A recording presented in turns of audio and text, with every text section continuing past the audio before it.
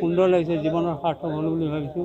আৰু ভাষা সাহিত্যটো জীয়াই ৰাখিবৰ কাৰণে সাংবাদিকে মুখ্য ভূমিকা গ্ৰহণ কৰিব লাগিব আৰু ইয়াক সম্বৰ্ধনা দিলেই নহ'ব, কৰ্মশালা অনুষ্ঠিত কৰিব লাগিব, তেতিয়াহে ভাষাটো জীয়াই থাকিব। নিস্বাৰ্থভাৱে কাম কৰি গৈছিলোঁ, এতিয়া আমি আজি ফলটো তাৰ পাইছোঁ। যথেষ্ট সংখ্যক মানুহে আমাৰ ওচৰত আহি আমাক সেৱা জনালে, আমিও তেওঁলোকক সেৱা জনাইছোঁ যে ভৱিষ্যতলৈ এই সাংবাদিক বৃত্তিটো সুন্দৰভাৱে জীয়াই ৰাখিবলৈ সকলোলৈ মোৰ আহ্বান জনাই মই মোৰ মন্তব্য প্ৰকাশ কৰিলোঁ। এইবাৰো আমি ভাষাৰ ৰজা হেমচন্দ্ৰ বৰুৱা বঁটা প্ৰদান কৰোঁ প্ৰবীণ সাংবাদিক তুলসী প্ৰসাদ দত্তক। আৰু আমাৰ গোলাঘাট জিলা সাংবাদিক সংস্থাৰ এখন বিশেষ প্ৰতিনিধি সভা আজি আমি দিনজোৰা কাৰ্যসূচীৰে অনুষ্ঠিত কৰোঁ, আয়োজন কৰোঁ। ইয়াৰ পূৰ্বে গোলাঘাট জিলা সাংবাদিক সংস্থাৰ মুখ্য কাৰ্যালয়ত পুৱাৰ ভাগত পতাকা উত্তোলন শ্বহীদ তৰ্পণৰ পিছতে আমাৰ এই বঁটা প্ৰদান অনুষ্ঠান হ'ল। আৰু এই বঁটা প্ৰদান অনুষ্ঠানত বিশিষ্ট প্ৰবীণ সাংবাদিক অপূৰ্ব কুমাৰ বৰুৱা ডাঙৰীয়াই তুলসী প্ৰসাদ দত্ত ডাঙৰীয়াক বঁটা প্ৰদান কৰে।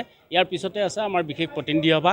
গোলাঘাট জিলা সাংবাদিক সংস্থাৰ জিলাখনৰ সমূহ বিষয়ববীয়া আৰু প্ৰতিনিধিক সামৰি আমি এই প্ৰতিনিধি সভা অনুষ্ঠিত কৰিম। আৰু এই প্ৰতিনিধি সভাতে আমাৰ আচলতে আগন্তুক দুবছৰৰ কাৰ্যপন্থা বা কৰ্মপন্থা আমি ইয়াত প্ৰস্তুত কৰিম।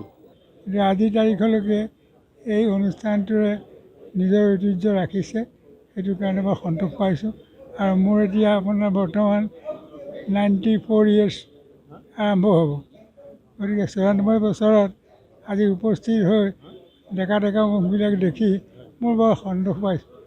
আৰু মই এটাই কথা চিন্তা কৰিছোঁ যে এতিয়া সাংবাদিকৰ এটা পটভূমিবিলাক বেলেগ হৈছে, গতিকে এই বেলেগত আমি খোজ দিব লাগিব।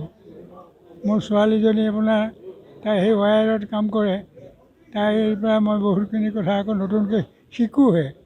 গতিকে এতিয়া শিকাৰ বয়স।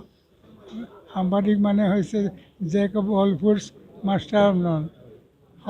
ডাক্তৰৰ পষ্টমৰ্টম ৰিপৰ্টত ডাক্তৰে কি লিখিব লাগে তাকো জানিব লাগিব।